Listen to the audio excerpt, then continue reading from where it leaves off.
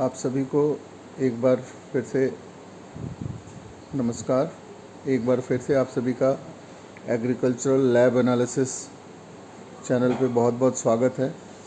Friends, आज एक बहुत ही इम्पोर्टेंट पैरामीटर जो कि हम सभी लीफ एरिया इंडेक्स के नाम से जानते हैं। लीफ एरिया इंडेक्स है क्या, और ये लीफ एरिया है क्या, और इसको हम कैसे निकालते हैं, और इस पैरामीटर का महत्व हमारे लिए क्या है, और बिल्कुल ही आसान और सरल भाषा में मैं आप सभी को बताऊंगा। और इसके लिए मैं आपको बताऊं कि सबसे पहले एक हमें ज़रूरत होती है लीफ एरिया मीटर की, जो कि हमारे लैब में ये आपके सामने जो दिख रहा है उपलब्ध है। और इसी से हम हमारी लीफ का जो है लीफ एरिया निकालेंगे।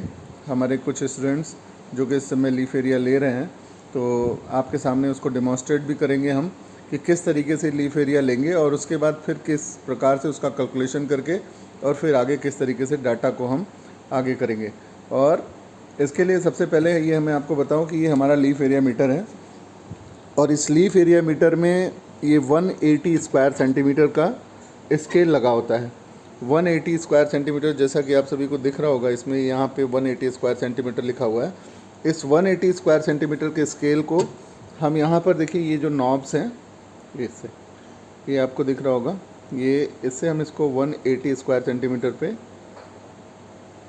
सेट कर लेंगे।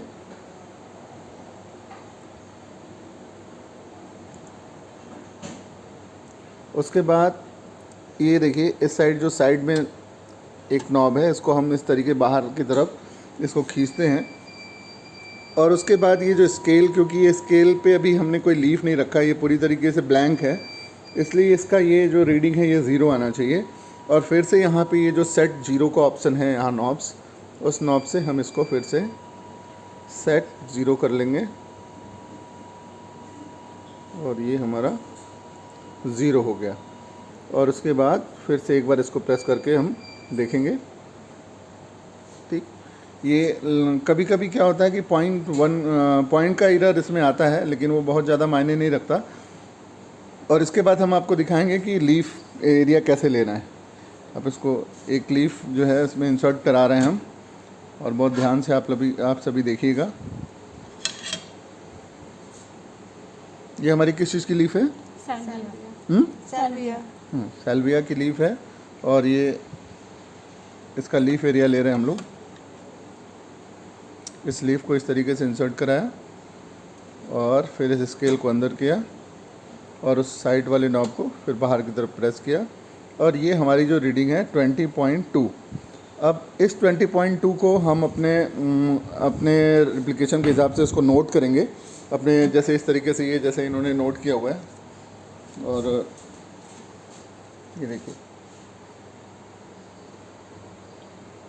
ठीक, इसके बाद हम फिर कैलकुलेट करेंगे। तो इसका जो लीफ एरिया जो कैलकुलेशन है, मैं बताऊं कि लीफ एरिया लेते समय जब हम कोई भी प्लांट, जिस प्लांट से हम लीफ ले रहे हैं, उस प्लांट का पहले फील्ड का मेज़रमेंट करते हैं, और उस फील्ड का जो एरिया होता है उससे इस लीफ एरिया, जो हमारा जो ये लीफ एरिया इंडेक्स आया, उससे डिवाइड करते हैं। तो ये हमारा लीफ एरिया इंडेक्स आ जाएगा। मीन्स हम कहना ये चाहेंगे कि जो हमारा जो प्लॉट है, उस प्लॉट की row by row spacing and plant by plant spacing दोनों को मल्टीप्लाई करेंगे, तो उससे हमारा जो है उसका एरिया निकल जाएगा उस प्लॉट का। और उस प्लॉट के एरिया के बाद फिर हम जो हमारा लीफ है, जो हमारी प्लांट है, उस प्लांट के लीफ का इंडेक्स हम यहाँ लीफ एरिया लेंगे इस लीफ एरिया मीटर से, और फिर उसके बाद उससे डिवाइड कर देंगे, तो वो लीफ एरिया इंडेक्स आ जाएगा। तो फ्रेंड्स, इसका लीफ एरिया है, ये बहुत ही इंपॉर्टेंट पैरामीटर पार्ट है हमारे प्लांट का। इससे हम कई चीज़ें हम इससे पता कर सकते हैं कि हमारे प्लांट की ग्रोथ किस टाइप की है, और हमारे प्लांट में जो वाटर लॉस कितना हो रहा है या नहीं हो रहा है।